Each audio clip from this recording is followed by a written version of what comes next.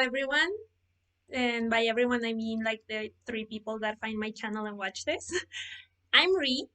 Welcome aboard my train of thought. This is my first video ever. And the idea for this came up yesterday when I was watching the new Netflix adaptation or reboot for the WINX Club. And because I was a very big fan of the animated series, so I have a lot of thoughts on this new show and not many people to share them with. So here I am sharing them on the internet. Please excuse the low quality. I'm recording on a webcam. And as I said, this is my very first video, so I'm probably not gonna be very good at editing and all of that. But I expect you to be here to listen to my thoughts, given the name of my channel. So yeah, I guess just sit back and enjoy me trash talking this show. So for this, I decided to organize everything that I'm gonna say into a list, basically, because I like lists. So this list goes from the things that everybody has discussed about this adaptation ever since the trailer dropped to more specific, nitpicky story opinions that I developed as I was watching the show itself. So, yeah, let's begin.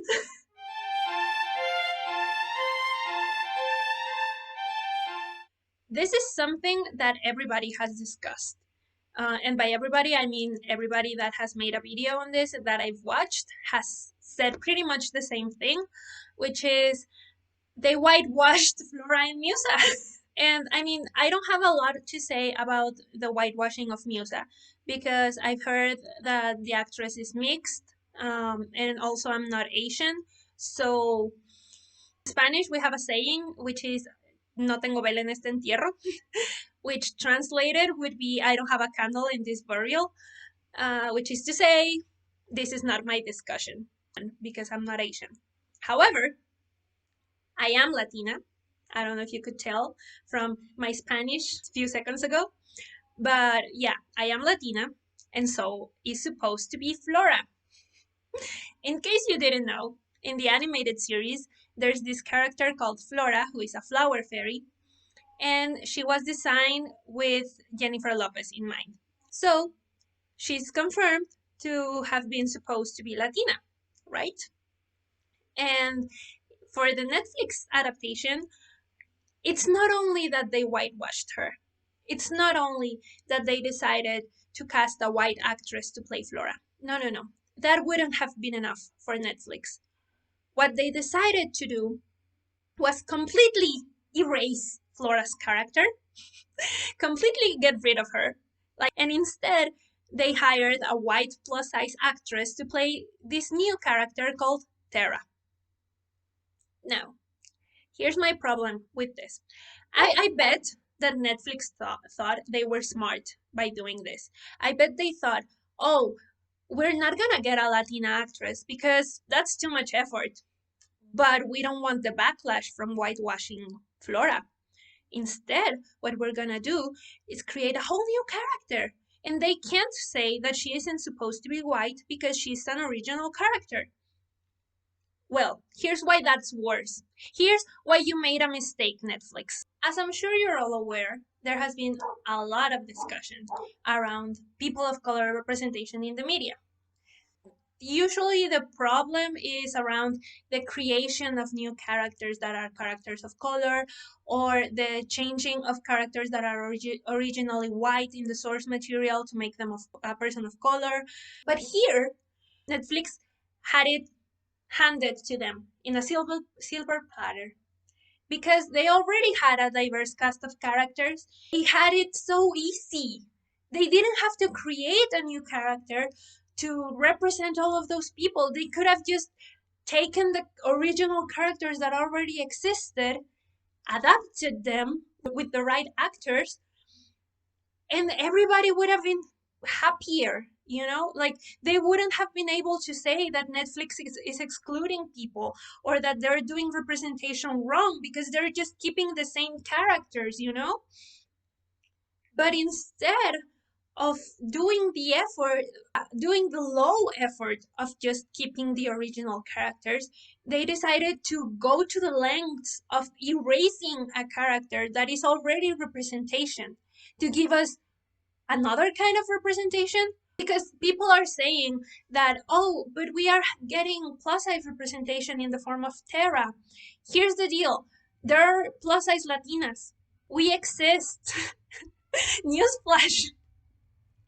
If they wanted to do plus size representation, which I have absolutely nothing against, they could have done it keeping the Latina representation.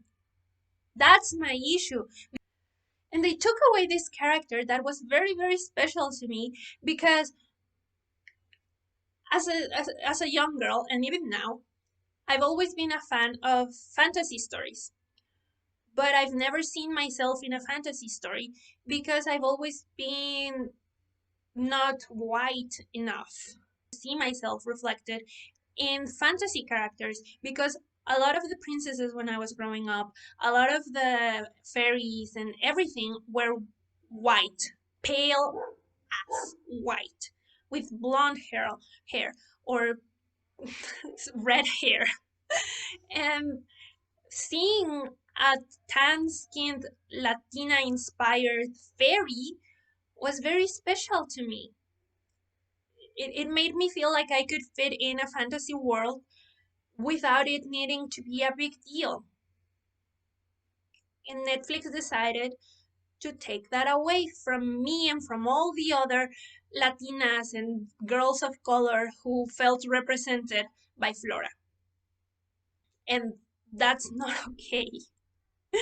I don't care that this is a whole different character because you're clearly trying to replace Flora with this different character. And I don't care that the actress is plus size and that's representation, because you can't exchange this representation for the other representation and expect us to be happy about it. And there are plus size Latinas, for fuck's sake. Anyways, I'm pretty sure that this is not like a hot take. This is not a new opinion. A lot of people that have been talking about this have been saying the exact same thing. I'm just coming at this from the perspective of a fan that felt represented by Flora. Uh,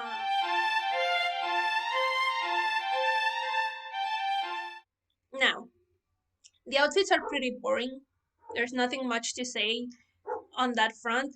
The outfits from the cartoon were pretty fun, colorful, stylish. They had every fairy had her own specific style.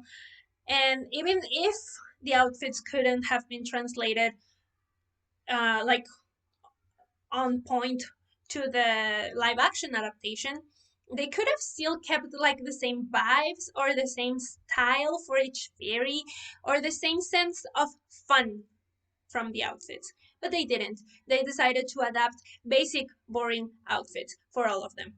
Now, from the outfits to the aesthetics of the whole show, which are kind of related, I guess. Again, the cartoon, and I'm sorry to keep comparing this to the cartoon, but that's what you get when you call your show the WINX Saga. You get compared to the original. In the cartoon, the whole aesthetic was colorful, bright, sparkly, glittery, fun. Again, with the fun part. And I wouldn't have anything against them changing the whole vibe of the show because, again, it's an adaptation, it's not a one for one copy of the original. All right, whatever.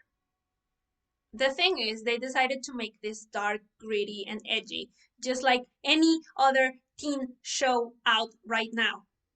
Just like Riverdale, just like Sabrina. Like, we have an overload of dark and gritty teenage shows. We didn't need another one. If they had just adapted the fun, colorful world, the show would have stood out between the teen shows that are dark and gritty. And it would have been, I don't know, I guess more appreciated because it's different. The biggest issue with this aesthetic change is the transformation. Because if you don't remember, this was basically a magical girl show. And with every magical girl show, there has to be a magical girl transformation. And it was this long, like 10-minute sequence of the girls transforming into fairies and them changing outfits into more sparkly ones and growing wings. And it really, really fun to watch and really entertaining and beautiful also, fantastical. And in this show, they decided to get rid of the transformation. Well, not get rid of it completely. What they decided to do was basically, you have this scene in the first episode of Bloom telling the headmistress that she was kind of expecting to see someone with wings when she arrived. And the headmistress tells her that fairies used to have wings, but they evolved past wings and transformation magic, and so they didn't need them anymore. And it bothered me because then, oh, spoilers, I guess, sort of, by the end of the show, Bloom transforms, a pretty shitty transformation at that, but we're supposed to believe that because she was able to access this archaic magic, she's really powerful and comes from a really old bloodline and a really powerful fairy and whatever. But you know why I don't believe that? Because the show decided to tell me that fairies evolved past transformation magic. And first of all, I hate the whole premise of there not being transformations in the show. I understand that it wouldn't make sense to have them all transforming all the time, like in the cartoon, but I would have expected at least a transformation, a cool transformation, because the one that we got was trash. I would have expected at least a beautiful, cool, magical transformation by the end or the middle or as the show progressed eventually.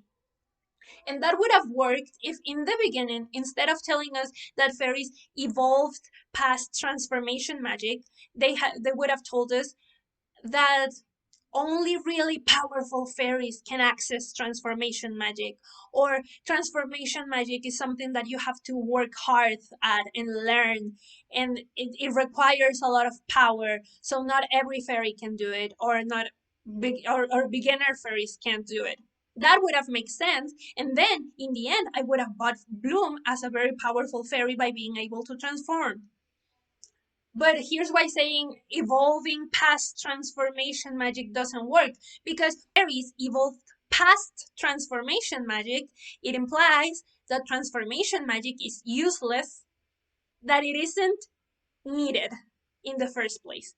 And therefore, Bloom is not like, I don't get the powerful vibes from her transforming, because that's something unnecessary. Like, we're supposed to buy that by the end she was able to access her full power and therefore was able to transform, and we're supposed to look at her as this really, really powerful fairy. But I can't, because all this time I'm thinking, hey, that's archaic. That's useless. Fairies evolved past it for a reason. But yeah, the aesthetics, the change in aesthetics, I guess, made sense, but at the same time it didn't, and it just ruined it. It didn't ruin the whole show by itself, but it contributed to ruining the show.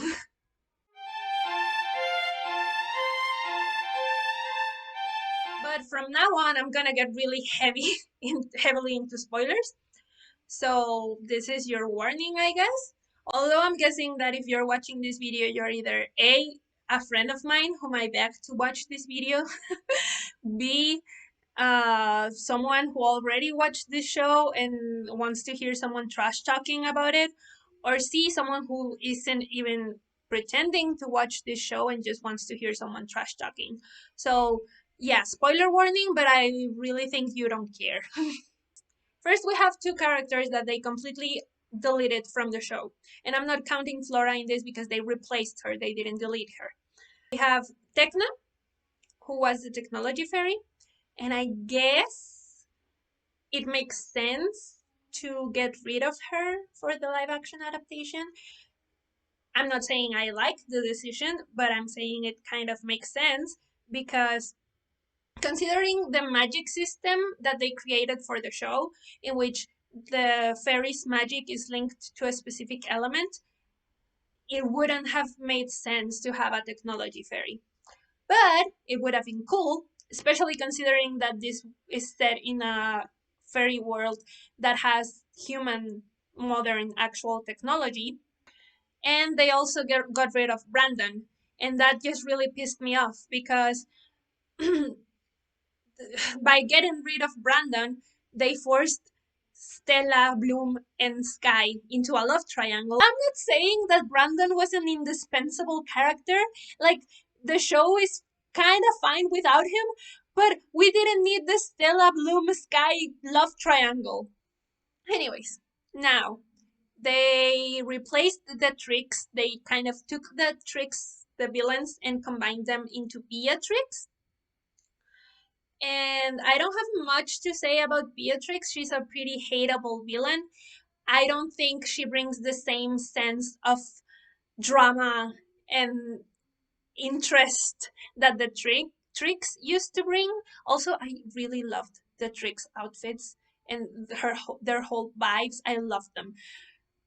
But yeah, Beatrix is fine, I guess, as a villain. She's like the villain for the teenagers, but she's just a henchman, basically. So, yeah, I don't know. I don't have a lot of thoughts about her. I just really liked the tricks, but I understand maybe budget reasons or something. They didn't have like the space for three mean girls, and they decided to just go with Beatrix. Now, onto the characters they kept. And I'm not gonna say they kept them intact because they changed pretty much. Like, they kept just the names for them, and maybe the hair color. We have Bloom, whom I hated. I totally hated her. Like, yeah, I'm gonna start trash talking Bloom right now. So, she's selfish, stupid, selfish, really mean to everybody around her. Her whole character arc is that she doesn't really get along with her human parents, and after a really big fight with her mom, she loses control of the magic that she didn't know she had, and she basically burns her parents' bedroom, and her mother gets third-degree burns. And after that, the headmistress of Althea finds her, contacts her, and tells her that she probably has a very distant fairy ancestor from whom the magic comes from. And even though none of her parents are fairies, that's basically like that was like a dormant gene or something. And she invites her to this other world to train, to learn to control her magic. But then we find out that that was a lie. And when Bloom was practicing her magic and lost control and whatever, Aisha sees it, and she sees that she's pretty powerful, and she tells her, I don't think that you have a very distant fairy ancestor because that's a lot of power. So maybe you're a changeling. And Bloom is like, what's a changeling? Oh, just a fairy baby that is left in the human world in place of a human baby. And Bloom gets all offended and is eventually she comes to believe that she's a changeling, because that only makes sense. And she gets mad at the headmistress for lying to her, which this I can kind of understand. I don't understand. I can't sympathize with how she goes about it, but I can kind of understand getting mad at the headmistress for lying to her about this.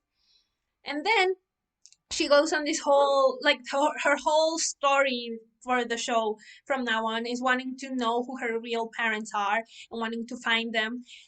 And my problem, I guess, with this is that she gets really annoying and she's really mean to everybody around her who wants to help her or who wants to, yeah, basically help her or keep her out of trouble.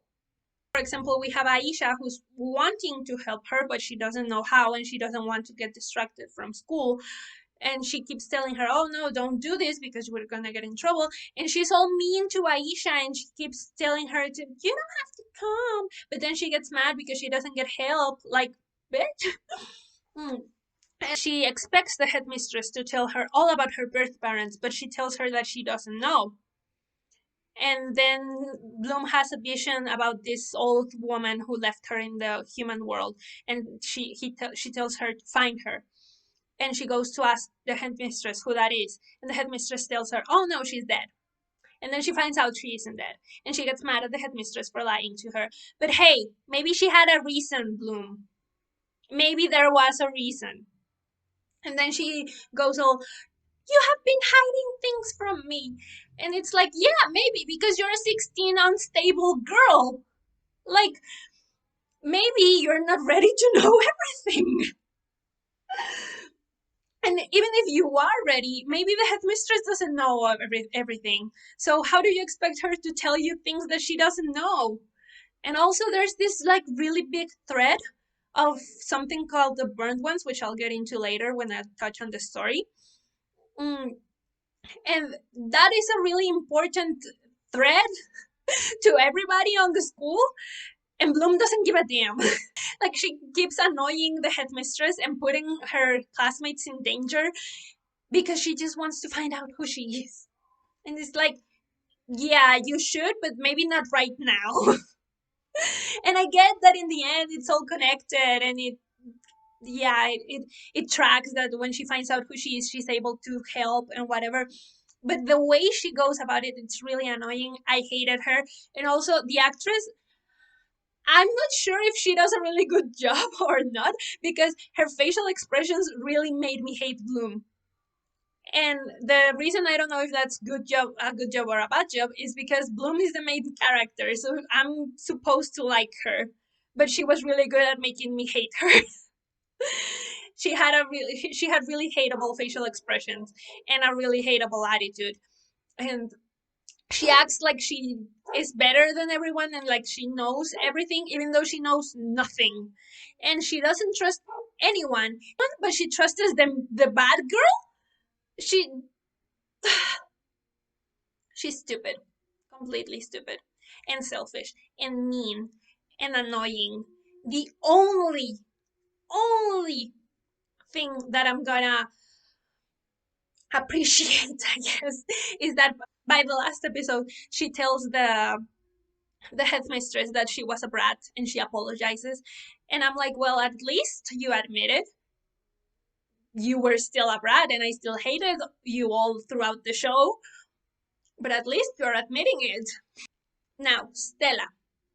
I'm really split about Stella's character because I kind of like, I didn't dislike her character and I understood her character. I just didn't like how the show went about her evolution as a character, I guess.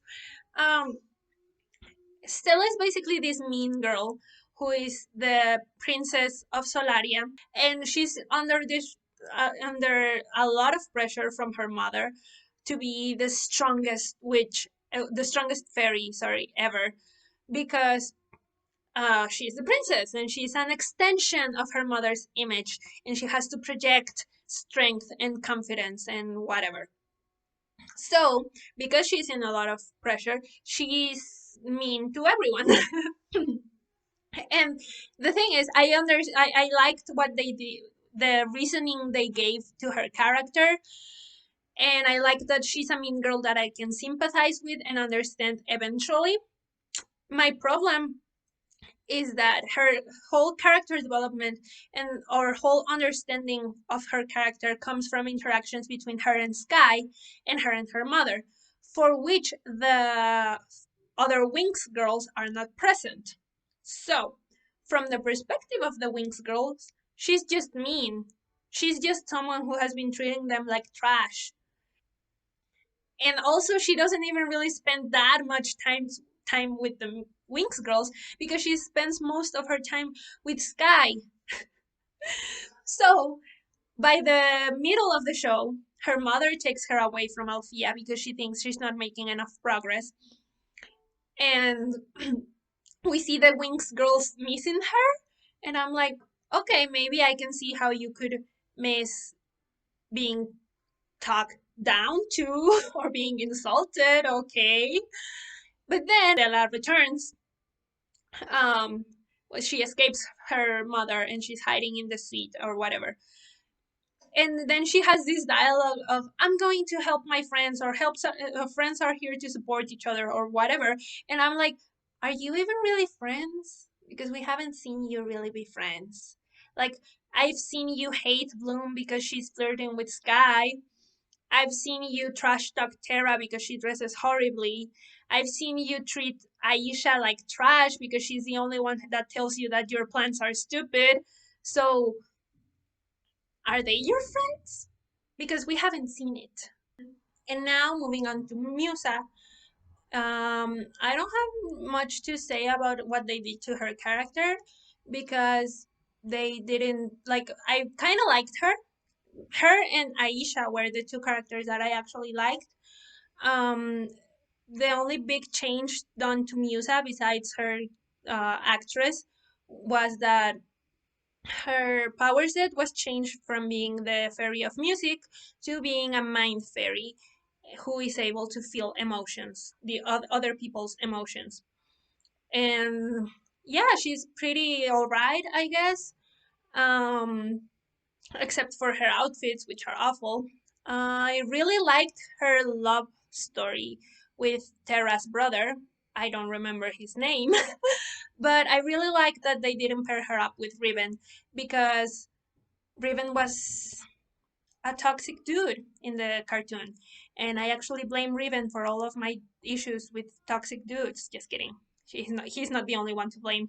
Uh, so yeah, I really liked what they did to Musa, and I really liked her cute love story with Tara's brother. Moving on from Musa to Aisha, again, not much to say about her. She's one of Musa and Aisha are my favorite characters.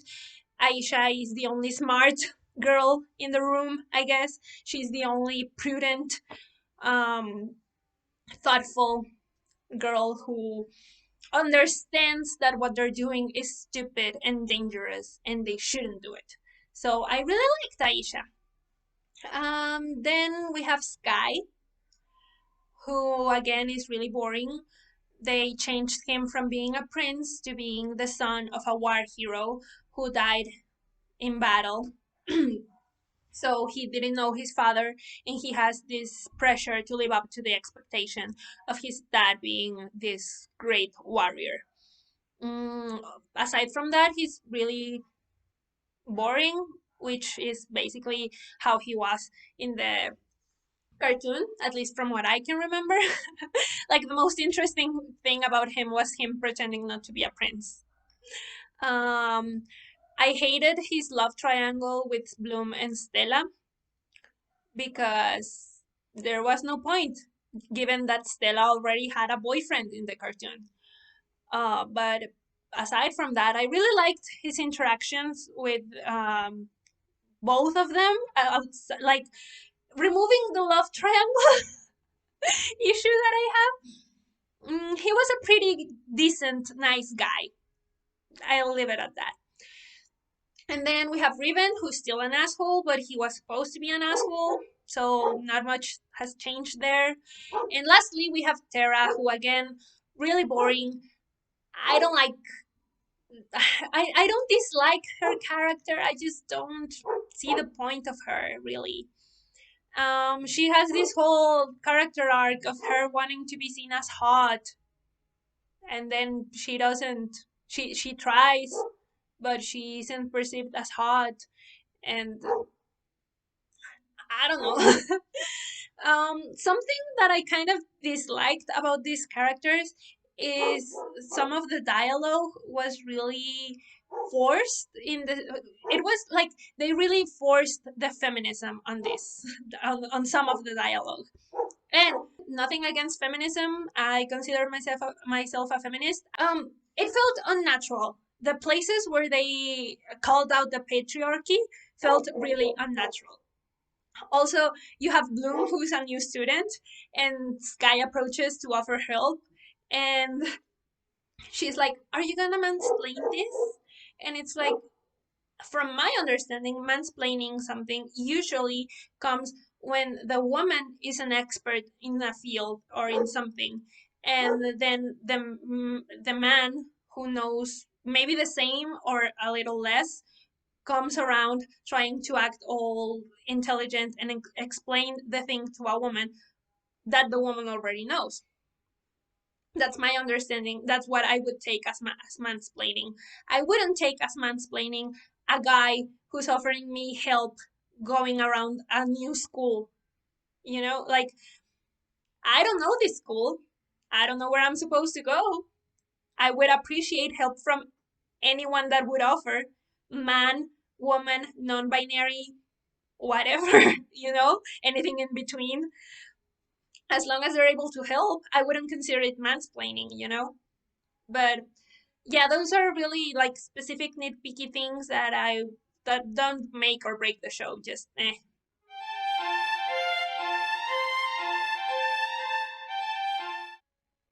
Now we're nearing the end. I'm gonna talk about the story and the whole concept of this being an adaptation. First of all, I don't see how this is like an actual adaptation. This is just keeping the same names because they're recognizable and creating something completely new. Now, that's something that is completely new. The story goes that there's supposed to be this big threat of creatures called the burned ones, which are basically magically created zombies. And if they cut you, they infect you. And they used to be really a lot of them 16 years ago, but there was a war. And the current headmistress of Alfea, the headmaster of Alfea, who is the one that trains the specialists, Terra's father, who I don't know, he's a professor, like a herbology professor, kind of, and Sky's father, and the former headmistress of the school. They were all in the war, and they were like the power team, and they basically killed all of the burned ones. They got rid of them 16 years ago, and they still kept this barrier around the school to protect it from the burned ones. But supposedly there hasn't been a burnt one sighting in 16 years until Bloom arrives at Althea. The burnt ones start appearing. Then you have Beatrix, who is supposed to be like this history nerd, obsessed with the history of Althea, and she's obsessed with discovering the secret that they're keeping underneath the school. And you know that she was sent by someone there, and there's like this big plan. And then you find out that the secret that they're keeping beneath the school is the former headmistress called Rosalind. And the reason that they're keeping her beneath the school is because she's really dangerous, because she was manipulative, and she manipulated the power team into burning a whole village to defeat burned ones. She told them that she had evacuated the whole village, but she didn't. And then they destroyed the village, they killed everybody there. And you find out that Beatrix is wanting to free Rosalind, but she can't yet. And while all of this is going on, while the threat of the burned ones is rampant and growing by the minute, because all of a sudden there are many burned ones. Like at first they think, oh, it's just one. And then it's a lot of them, and they're all traveling in packs, and it's crazy.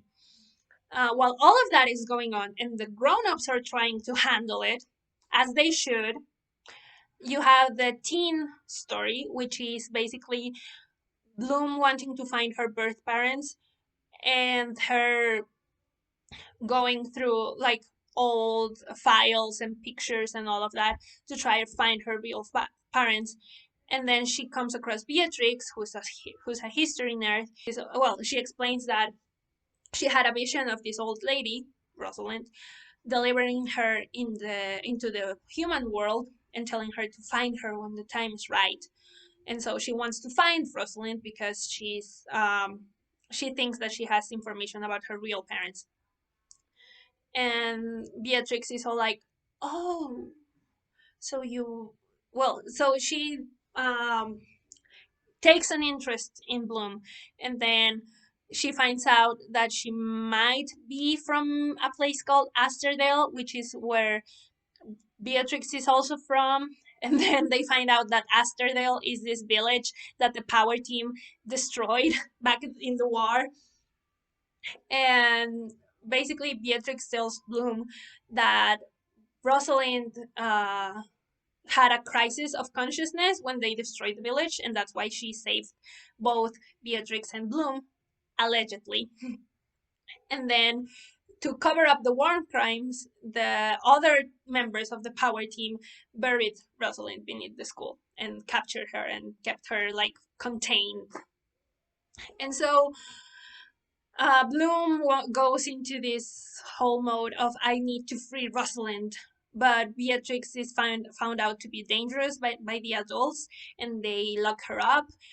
And then Bloom wants to free Beatrix, and she fights with all her friends because her friends are telling her, "Oh no, Beatrix is dangerous. You shouldn't trust her." And she's like, "She's the only one who has told me the truth because the grown-ups don't tell her anything because she's 16." And chaos ensues. She ends up freeing Rosalind. Rosalind ends up breaking down the barrier, and a lot of burned ones get in. You find out that the burned ones are after Bloom because apparently she's really powerful, and the burned ones are afraid that she will use her powers to destroy them. Rosalind, in like 5 minutes, trains Bloom to channel all of her magic and destroy the burnt ones.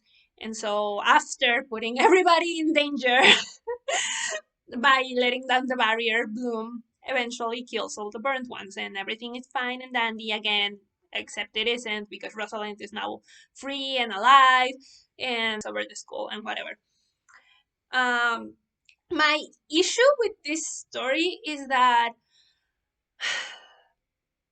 I don't buy that teenagers have to do all of this, have to be involved in this, you know? I understand that that's a major plot point usually in teen shows, that they take on to adult problems. But here you have really competent adults. Like usually in other TV shows is because adults are useless basically, or because the teenagers are the only ones seeing those things, or the things come at the teenagers or whatever. But here you have really competent adults, really keen on protecting the teenagers. Yeah, they're training the teenagers to fight, but the adults are doing everything in their power to avoid having the teenagers fight. And I don't buy how it's smart from the teenagers to go out into the forest where they know there is a threat to try and kill that threat when there are powerful adults who could kill that threat for them. Like I don't know, except that the teenagers have main character syndrome. They know they're the main character, so they're going. But like honestly, I'm with Aisha throughout the whole show on her wanting to go to the headmistress to ask for help. Like my main problem with this story, it doesn't make sense. Like it's like when you're watching a horror movie and you see the character making all of these bad decisions and you're like, why are you being so stupid? And that's me watching this show. Like, why is this happening? Like, then at one point I can understand Tara's frustration when they go free Rosalind and her father is all like, did you know what you just do? And Tara's all like, no, I don't, because you haven't told me anything. That I can understand. I can understand them not knowing that what they're doing is wrong because the adults haven't told them anything.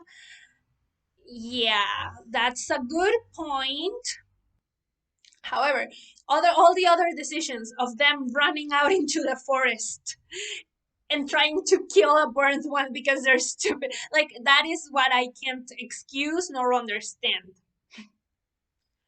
But them freeing Rosalind, I guess, like that's the biggest point of the ending, and I guess that can be excused by their ignorance. And I get it. Anyways, anything like I don't know. It was just 6 episodes, which is not enough to develop this big ambitious story that they had, and also I don't really like the whole burned ones plot point because it's like this big threat that has been existing for well that existed years ago and that caused a whole war against the threats like the White Walkers in Game of Thrones, which is like a big threat that people fought years ago and it's coming back. But in Game of Thrones you don't have teenagers fighting them. Well, I guess in the books you kind of do. I don't know how old they are by the end of the books, but in the show you don't they're not teenagers, you know.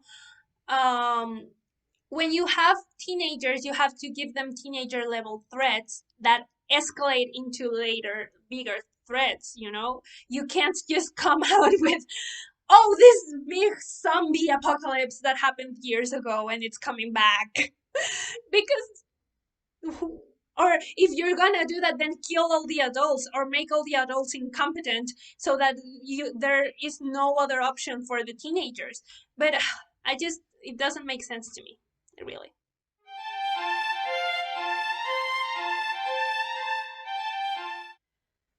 Now, to finish this, after letting out all of the poison that I was holding of this for this TV show, I can finally say that I'm at peace by sharing my thoughts. And yeah, in conclusion, I don't know where I stand here because I understand that these adaptations are kind of tricky because on one hand you have like the whole Disney approach to live action adaptations in which they make basically shot for shot remakes of their original movies and everybody's like what's the point of that? But then you have other adaptations where they change a lot of the story or a lot of the characters and they're like this isn't what I remember. This has nothing to do with the source material. What the fuck is this?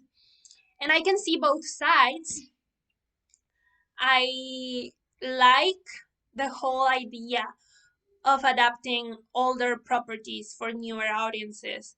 And I like the whole idea of remaking childhood properties for the same audience that watched it when they were young but are now grown up.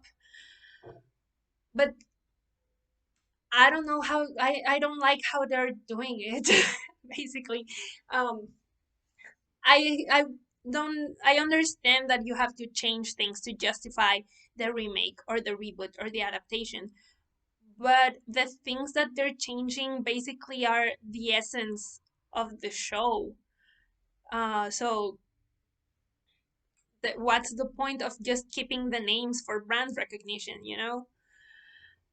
But yeah, that was a thing that happened. That was a show that was made. And these were my thoughts on the whole show. Thank you so much for watching my very first video. It's probably gonna be very long. It's probably gonna be a nightmare to edit. But thanks for sticking out till the end. I hope you liked it. And I don't know what other kind of videos I'm gonna make. Probably just more of the same, my thoughts on things. But if you're interested in, you know, knowing about my thoughts, or if you just want background noise and found my background noise entertaining, I don't know, please subscribe. I will have other videos eventually, hopefully better quality. And yeah, thank you. You can hop down from my train of thought now. Bye.